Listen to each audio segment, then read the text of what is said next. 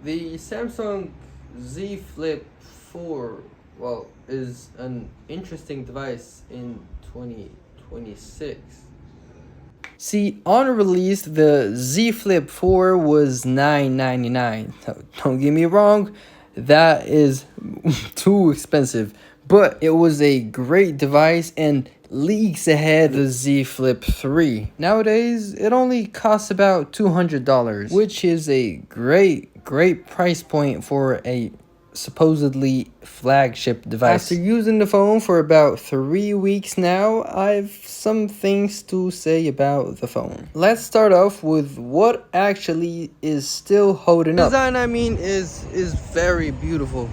Like, just look at this thing.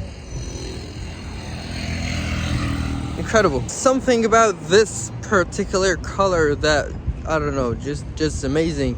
With this aluminum frame contrast and the black bar of the camera right here, it's just really good. Another thing that I really like about this phone has to be the processor baked inside of it.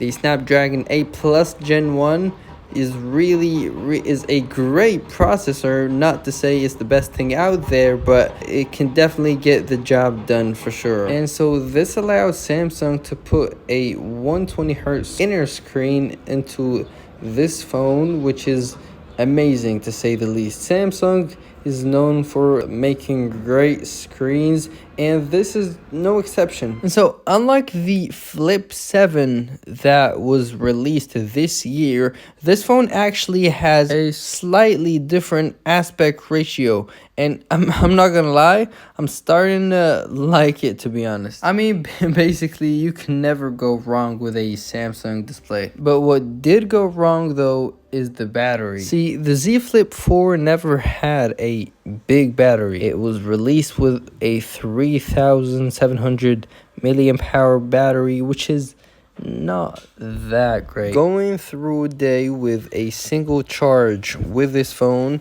is honestly hard, but if you use this phone as a secondary phone, then you don't really have an issue with that. Nonetheless, it was a very fun experience with the Flip. It seems to me like this phone is following the following formula: fun, but not too practical. Take the flex mode, for example. It's refreshing, it's new, but obviously you won't be able to watch a YouTube video on it. Same goes for the cover screen. It's interesting, it's fun, it has some customizability, but it's, at the end of the day, not too practical. But I wouldn't say the same thing about the cameras, because I was able to get some really nice shots with this Flip. In good lighting conditions, you can get some pretty good results. Photos look crisp and detailed, you know, the Samsung way. Also, you have pretty good dynamic range, and you know, photos at night look